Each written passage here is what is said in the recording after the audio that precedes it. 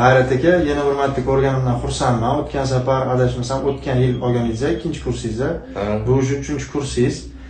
O'tgan safardan ham ko'proq ko'rinishingiz zo'r, xursandman. Xo'p, o'tgan safargi licheniyangizdan ko'ra nima o'zgarishni o'zingizda sezdingiz? Shuni faqatgina so'ramoqchimiz. Xo'p, o'tgan safargi lichinamga qaraganda gap odam bilan muomala qilishim o'zgardi.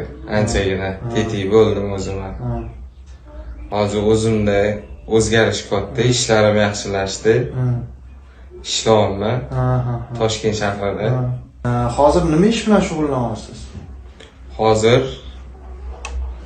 uy remont, malarka, Aboy yopishtirasiz, mana shunaqa. aboy, atachenta.